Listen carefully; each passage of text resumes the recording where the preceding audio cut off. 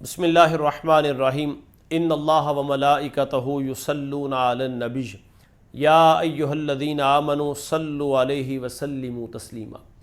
ماہ رمضان مبارک کے پرکیف، خوبصورت، پاکیزہ، باعث برکت، باعث بخشش، پر نور لمحات الحمدللہ ہماری زندگیوں میں آ گئے اور یہ گزر رہے ہیں۔ سحری اور افطاری کی رونقیں ہیں۔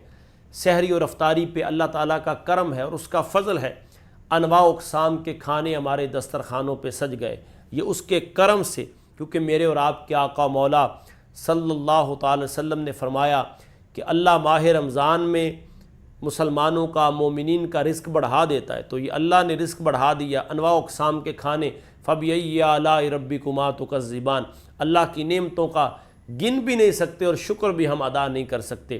اس ماہ مبارک میں، ماہ رمضان مبارک میں کثرت کے ساتھ، کیونکہ جس محبوب کا صدقہ ہمیں یہ ماہ مبارک ملا، جس محبوب کائنات کی وجہ سے ہمیں رمضان ملا، جس محبوب کی وجہ سے ہمیں قرآن ملا، احباب پھر حق محبت تو یہی ہے کہ اس محبوب کی ذات پہ کثرت سے درود و سلام پڑھا جائے، بطور شکرانہ پڑھا جائے کہ محبوبہ آپ ہمیں مل گئے، یہ اللہ کا کرم ہوا، آپ کی وجہ سے رمضان مل گیا، آپ کی وجہ سے قرآن مل گیا، آپ کی وجہ سے شب قدر مل گئی، آپ کی وجہ سے رب کائنات کی ذات مل گئی، آپ کی وجہ سے جنت مل گئی۔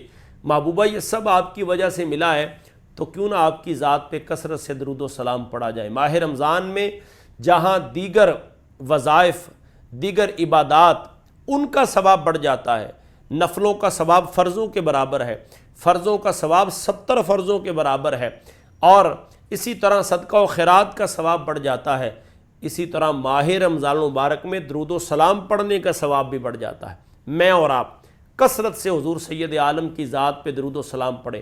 حضور کی بارگاہ میں ایک فرشتہ حاضر ہوا، چہرہ اس کا یعنی آنکھوں سے آنسو بہہ رہے ہیں۔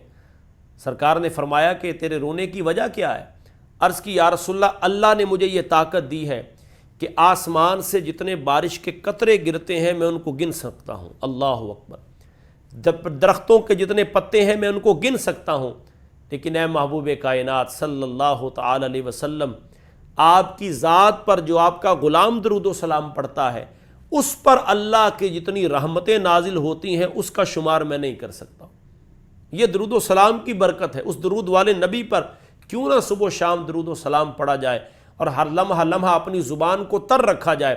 اور یاد رکھیے، جو شخص حضور سید عالم آقا کریم صلی اللہ علیہ وسلم کی ذات پر دن رات درود و سلام پڑھتا ہے، اس کو وظیفہ بنا لیتا ہے، اللہ اس کی روح کو بھی ستھرا کر دیتا ہے، اس کو روحانیت بھی عطا فرماتا ہے، اس کے بدن کو بھی پاکیزہ کر دیتا ہے، حتیٰ کہ رب کائنات اس کے اخلاق اور کردار کو اور زبان کو پاکیزہ کرتا ہے۔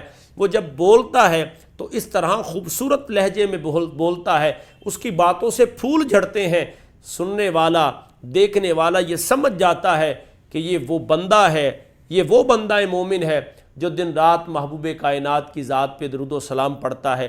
اس ماہ رمضان میں اور آپ کثرت سے سرکار کائنات کی ذات پہ درود و سلام پڑھیں، اس انداز سے پڑھیں کہ میں سو جاؤں یا مصطفیٰ کہتے کہتے، کھلے آنکھ صلی علی کہتے کہتے۔